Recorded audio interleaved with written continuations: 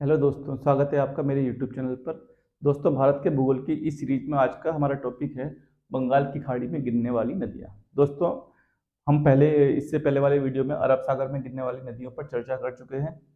दोस्तों, भारत के प्रायद्वीपीय नदियों की अगर मैं बात करूं तो जो प्रायद्वीपीय नदियां हैं वह हैं मानसूनी नदियां हैं। इनमें जल की प्राप्ति का केवल एक ही सोर्स है और वह है मानसून। दोस्तों, जो प्रायद्वीपीय नदियां होती हैं यह मौसमी नदियां हैं, क्योंकि जब मानसून का आगमन होता है तब यह हरी भरी रहती हैं, मतलब लबालब भरी रहती हैं, और मानसून के जाते ही इनमें जल की मात्रा कम हो जाती है। ठीक है दोस्तों, जो हमारा पश्चिमी घाट है यह अपेक्षाकृत पूर्वी घाट की अगर हम बात करें तो इससे अधिक ऊंचा है, और इसका जो ढलाव है वह पूर्वी घाट की तरफ है। इसलिए पश्चिमी घाट से निकलकर अधिकांश नदियां पूर्वी घाट की ओर प्रवाहित होती हैं। दोस्तों, इन नदियों की अगर हम बात करें तो जो बंगाल की खाड़ी में गिरने वाली नदियां हैं, पहली बात हम ये बता देते हैं कि इसको हम बंगाल की खाड़ी बोलते हैं, बे ऑफ बंगाल। ठीक है, यहाँ पर जो नदियों का क्रम है, सबसे पहले हम वो देखते हैं कौन कौन सी नदियां यहाँ पर प्रवाहित होती हैं। तो सबसे ऊपर जो नदी है इसका नाम है दामोदर नदी। दोस्तों, दामोदर नदी अपना जल स्वयं ना गिराकर हुगली नदी के माध्यम से अपना जल बंगाल की खाड़ी में गिराती है, और यह पश्चिम बंगाल में से होकर अपना पानी बंगाल की खाड़ी में गिराती है। दामोदर नदी के बाद अगली नदी है स्वर्ण रेखा। ठीक है दोस्तों, स्वर्ण रेखा नदी, इसके बाद वैतरणी अगली नदी है। ठीक है, और फिर ये नदी आती है ब्राह्मणी, ब्राह्मणी नदी। ये चार नदियां, दामोदर, स्वर्णरेखा, वैतरणी, ब्राह्मणी। इसके बाद जो सबसे बड़ी नदी है, बड़ी नदियों में एक नदी का नाम आता है, इसका नाम है महानदी। ठीक है, ये आती है महानदी। ये बड़ी बड़ी नदियां हैं। ठीक, एक नदी आती है, ये है गोदावरी। यह दक्षिण भारत की सबसे लंबी नदी है। दामोदर, स्वर्णरेखा, वैतरणी, ब्राह्मणी, महानदी, गोदावरी। गोदावरी के बाद एक नदी आती है कृष्णा। कृष्णा के बाद नदी आती है पेन्नार। पेन्नार के बाद जो अगली नदी है वो हम पढ़ेंगे वैंगई। ठीक है, और सबसे अंतिम नदी जो हम पढ़ेंगे वो है ताम्रपर्णी। ठीक है, ताम्रपर्णी, इसका मुहाना मन्नार की खाड़ी में है। यह दक्षिण भारत की नदियों में जो बंगाल की खाड़ी में गिरती हैं उनका उत्तर से दक्षिण क्रम है। कई बार एग्जाम में इनका क्रम पूछ लेता है, उत्तर से दक्षिण लगाइए। तो दोस्तों, इस क्रम में हम सबसे पहली नदी देखते हैं दामोदर नदी। दामोदर नदी का उद्गम होता है छोटा नागपुर के पठार से। यह झारखंड में पड़ता है मुख्यतः। ठीक है, और झारखंड का जो जिला पड़ता है पलामू, ये यहाँ से निकलती है। ठीक, इसका मुहाना पश्चिम बंगाल है। ठीक, और यह है इसकी सहायक नदियां, दो नदियां इसकी सहायक याद रखनी है, एक कोनार नदी और एक बराकर नदी। दामोदर नदी को झारखंड या बंगाल का शोक भी कहा जाता है, क्योंकि मानसून के टाइम पे जब ये नदी आती थी तो अपने साथ बाढ़ लेकर आती थी, लेकिन इस पर अब काफी हद तक कंट्रोल किया जा सका है। इस नदी को जैविक मरुस्थल कहते हैं। जैविक मरुस्थल उन क्षेत्रों को कहते हैं जहां पर जलीय जीव जंतु का अभाव होता है। अगली नदी है स्वर्णरेखा नदी। दोस्तों, स्वर्णरेखा नदी का जो उद्गम है वो छोटा नागपुर के पठार ही है। इसके अगर मुहाने की बात करें तो इसका मुहाना उड़ीसा में है, और इसके जो प्रवाहित क्षेत्र हैं यह तीन राज्यों से प्रवाहित होती है, झारखंड, पश्चिम बंगाल और उड़ीसा। इस नदी पर एक वाटरफॉल है, जलप्रपात, जिसको हम बोलते हैं हुंदरू जलप्रपात। ठीक है, दूसरा, इस नदी के किनारे एक शहर है जिसको हम बोलते हैं जमशेदपुर। जमशेदपुर दोस्तों इसी नदी के किनारे स्थित है।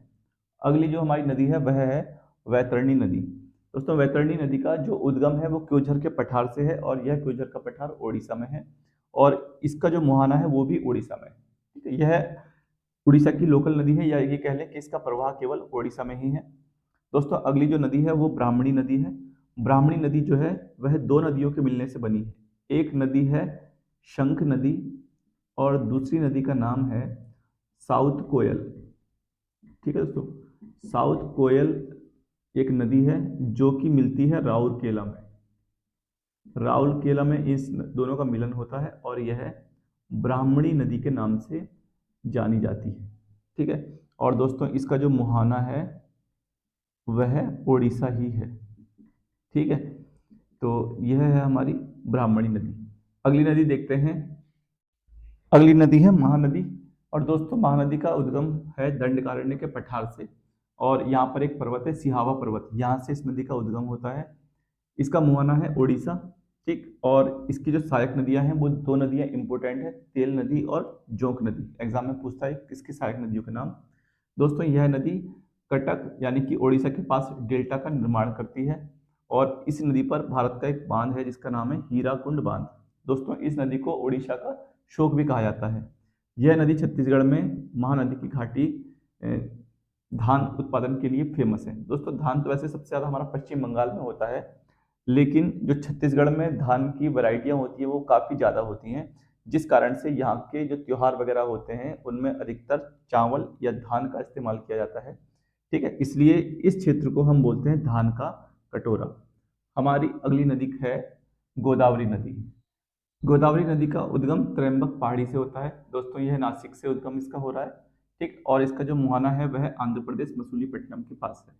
दोस्तों इसकी जो सहायक नदियां हैं वह प्रवरा, पूर्णा, वेनगंगा, पेनगंगा, प्राणहिता, इंद्रावती और मंजरी, ठीक है। ये इसकी सहायक नदियां हैं। इसका प्रवाहित क्षेत्र 3 राज्यों में है, महाराष्ट्र, आंध्र प्रदेश और तेलंगाना। और दोस्तों इसके बारे में एक बात और याद रखना, यह दक्षिण भारत की सबसे लंबी नदी है।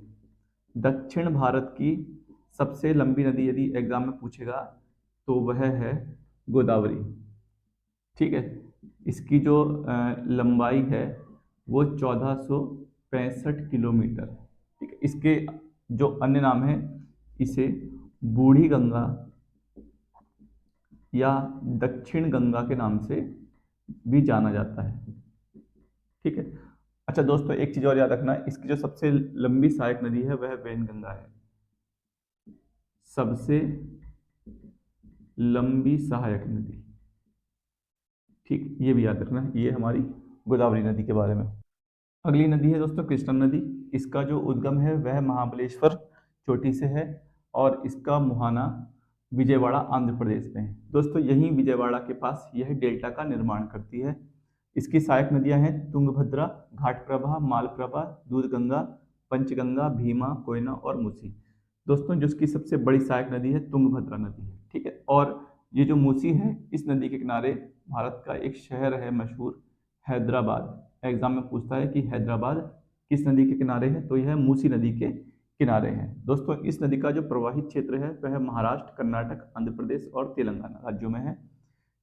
अगली नदी का नाम है पेन्नार नदी, ठीक है। पेन्नार नदी का उद्गम चेन्नाकेशव पहाड़ी से होता है, यह कर्नाटक से बह के आ रही है और इसका जो मुहाना है वह आंध्र प्रदेश है, ठीक। अगली नदी देखते हैं दोस्तों हमारी कौन सी है। दोस्तों अगली नदी का नाम है कावेरी नदी और कावेरी नदी का उद्गम होता है ब्रह्मगिरी या पुष्पगिरी की पहाड़ी से और यह कर्नाटक में है।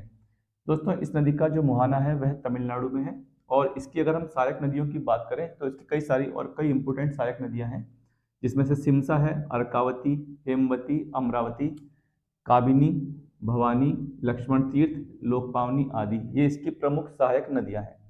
दोस्तों जो कावेरी नदी है, ठीक है, इसे दक्षिण भारत की गंगा भी कहा जाता है। ये आपको याद रखना, इंपोर्टेंट क्वेश्चन से एग्जाम में पूछता है। इस नदी से 2 द्वीपों का निर्माण हुआ है, एक का नाम है शिव समुद्रम और एक का नाम है श्रीरंगपट्टनम, ठीक है। और दोस्तों इस नदी को लेकर 4 राज्यों में आपस में विवाद भी चल रहा है, जिसे कावेरी जल विवाद के नाम से जानते हैं। दोस्तों ये कावेरी जल विवाद मुख्यतः तमिलनाडु और कर्नाटक के बीच में है, लेकिन साथ ही साथ यह विवाद केरल और आंध्र प्रदेश को भी प्रभावित करता है। इसके बाद दोस्तों जो कावेरी नदी के बाद अगली नदी है वह है हमारी वेंगई नदी। दोस्तों वेंगई नदी का उद्गम परशुनाथ पहाड़ी से होता है, यह तमिलनाडु में स्थित है। इस नदी का मुहाना पाक की खाड़ी में है और यह भी तमिलनाडु में ही है, ठीक है। दोस्तों वेंगई नदी के किनारे एक शहर है जिसका नाम है मदुरई, ठीक है। यहाँ मदुरई जो शहर है वह वेंगई नदी के किनारे है, ठीक। अगली नदी है ताम्रपर्णी नदी।